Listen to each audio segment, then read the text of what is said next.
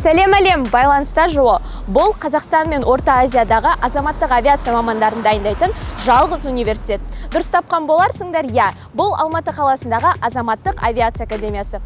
Бүгін сендер үшін осы университетке обзор жасаймыз. Бізбен бірге болыңдар, видеоны соңына дейін қараңдар. Кеттік!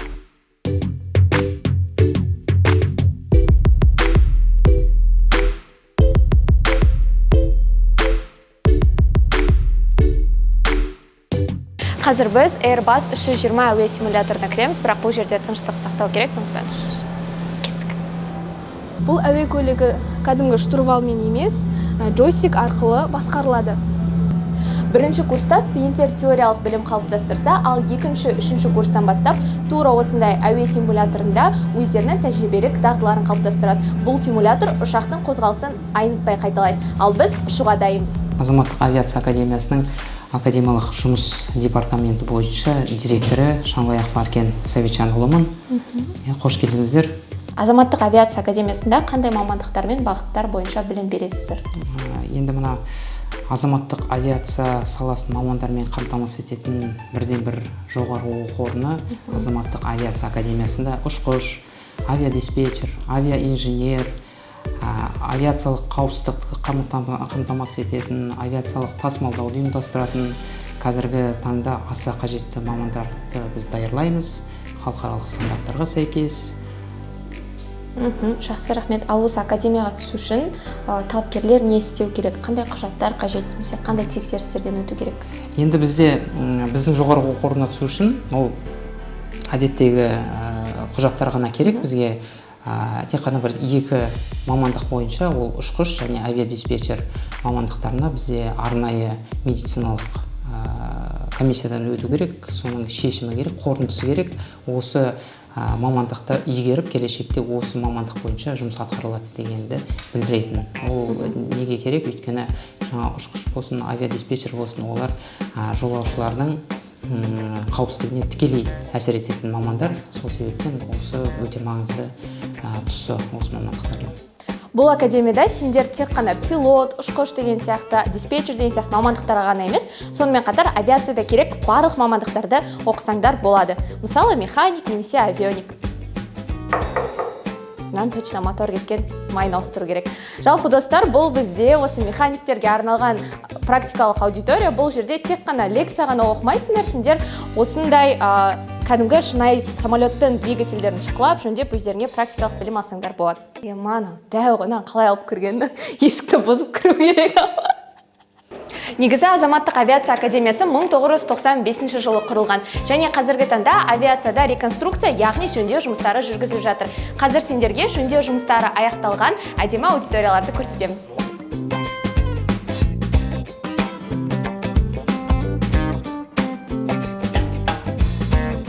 Ал бұл бізде лекционный аудиториялар, жалпы күнделікті сабақтарың осындай дәрісханаларда өтеді. Көріп тұрғандарыңдай өте жарық, әдемі кабинеттер, және көп кабинеттерде мынандай интерактивті тақта бар екен. Сендер сапалы білім алу үшін барлық жағдайлар жасалған. Ал осы тексерісті қай қалаларда, қай жерде өтсе болады талапкерлер? Бұл арнайы тексерісті тек қана Алматы қаласында және Астана қаласында ғана өтуге болады. Жақсы, рахмет.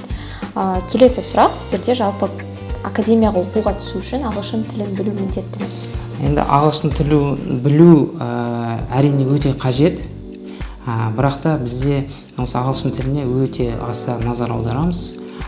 Бірінші курстан бастап бізде 4-ші курсқа дейін ағылшын тілін оқиды, әртүрлі пәндерде. Ол базалық ағылшын тілі, арнайы ағылшын тілі, кәсіптік ағылшын тілі, авиациялық ағылшын тілі деген сияқты.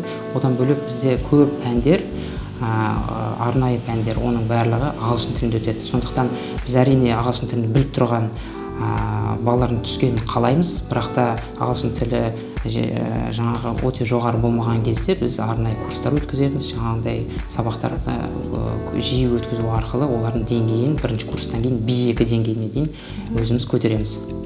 Жақсы, рахмет. Келесі сұрақ, енді көп қойылатын сұрақтардың бірі, қыздар ұшқыш, диспетчер деген сияқты мамандықтарға оқуға түсе ала ма? Әрине. Бізде кез келген мамандықта ондай шектеу жоқ. Мысалы, 1780-ге жуық бізде қазір білім алушылар оқып жатыр. Соның 25%, яғни 450-500-і бізде осы қыз балалар болып табылады. Сонымен қатар ұлдар үшін тағы бір жақсы жаңалық, бұл университетте әскери кафедра бар. Және тағы да бір ерекшелік, егер бұл университеттің әскери кафедрасын аяқтап, және де мамандығыңыз пилот немесе диспетчер болатын болса, сіздер сонымен қатар КНБ-да да жұмыс істей алады екенсіздер. Өте керемет жаңалық деп ойлаймын ұлдар үшін. Ал қазір біз сіздерге осы академияның общагасын көрсетеміз, яғни жатақхананы. Жалпы жатақханада тұрудың үлкен бір артықшылықтарының бірі, жатақханадан шықтың, дәл жатақханаға қарама-қарсы сенің университетің тұрады. Яғни ары-бері жүруге ешқандай уақыт жұмсамайсыңдар, өте жақсы деп ойлаймын. Және бұл жерде жаңадан шкафчиктер келіп жатыр екен, яғни студенттерге жалпы қолайлы жағдайлар жасау үшін барлығын істеп жатыр.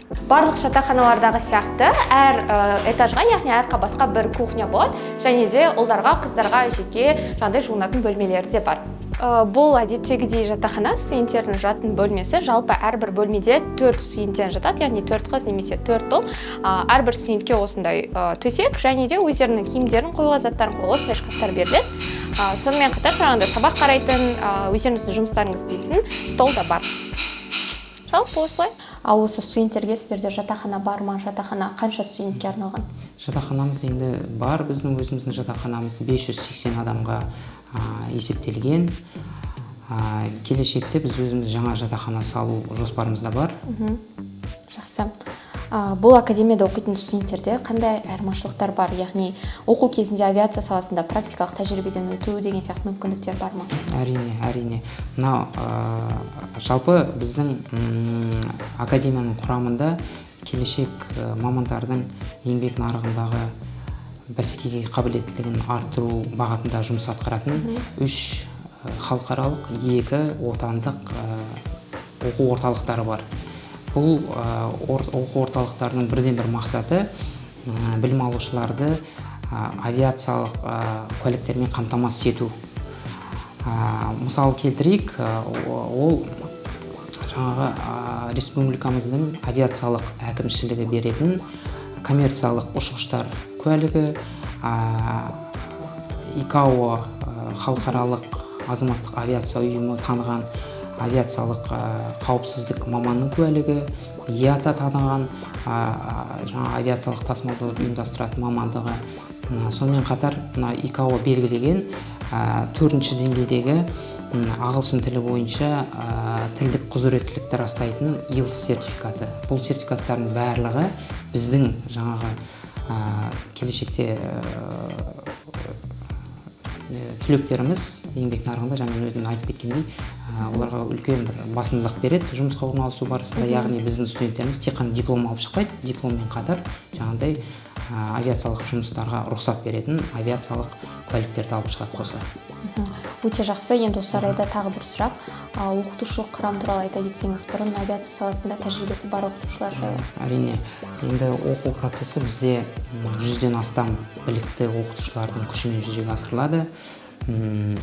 Профессорлық оқытушылық құрам өзінің біліктілігін заман талабына сай ұштап, білім алушыларға терең білім беруге машықтанған мамандар, ғылыми дәрежесі бар, өндірістік тәжірибесі бар.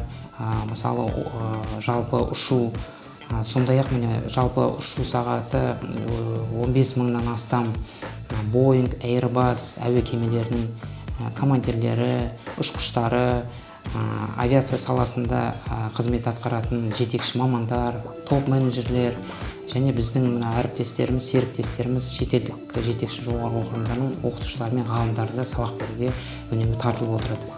Қазір біз университеттің асханасына келдік. Бірден кірген кезде көзімізге түскен нәрсе ол бағалары. Басқа университеттермен салыстырған кезде бағалары енді әлде қайда қолжетімді, нағыз студенттер үшін арналған баға десек болады. И дәмі тоже нормальный екен. Жалпы талапкерлерге қызықты болатын сұрақтардың бірі ол ары қарай жұмысқа тұру мүмкіндігі. Жалпы сіздердің түлектеріңіздің қанша бөлігі азаматтық авиация саласында жұмысқа орналасты?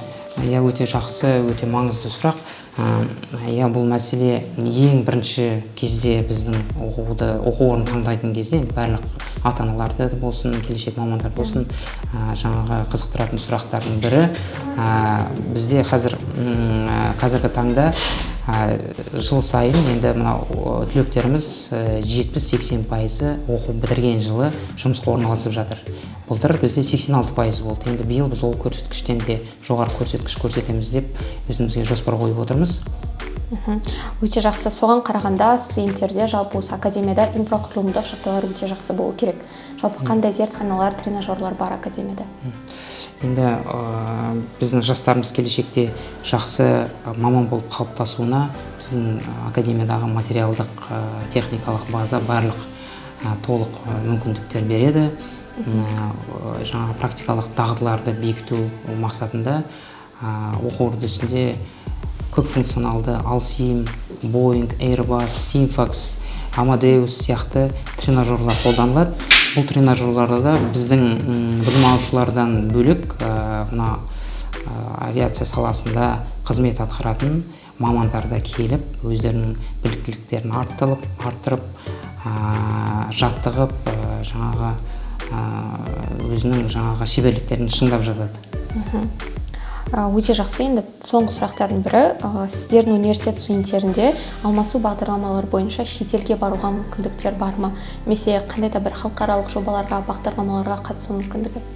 Әрине, енді мынау жаһандану заманында біз әрине өзіміз бір бөлек жоғары оқу орны болып қызмет атқару өте қиын. Сондықтан біз деген әрине мынау әлемдік деңгейдегі жетекші авиация саласындағы жоғары оқу орындармен жаңағы ынтымақтастық құрып, солармен көптеген жоғары оқу орындармен біз келісім шарттарымыз бар. Алмасу бағдарламасы іске асырып жатыр. Қазіргі таңда 18 біздің студентіміз Европаның бірнеше жетекші авиациялық жоғары оқу орындарында өздерінің білімдерін жалғастырып жатыр. Одан бөлек мына көктемгі семестрде тағы 5 үздік оқушымыз, студентіміз қазір Америка және Европа жоғары оқу орындарына алмасу бағдарламасымен аттануға дайындық үстінде. Шетелдік жаңа жоғарыда айтып кеткен болатын, шетелдік жаңа өзіміздің әріптестеріміз де жетекші ғалымдар да, мәселен біраз күннен кейін бізде Канаданың бір белгілі университетінің авиациялық менеджмент саласындағы ірі ғалымы бізге келіп, осы жерде 4 апта бойы дәріс оқиды, біздің оқытушыларымызбен бірге ғылыми жобалармен айналысатын болады. Көктемгі семестрде тағы да 5 шетелдік жаңа ғалымдарды күтіп отырмыз келуін, өзімізде сондай жоспар қойып отырмыз. Қазіргі таңда олармен келіссөздер жүргізіліп жатыр.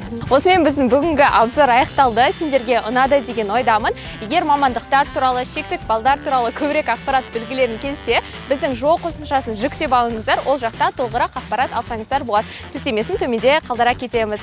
Сау болыңдар!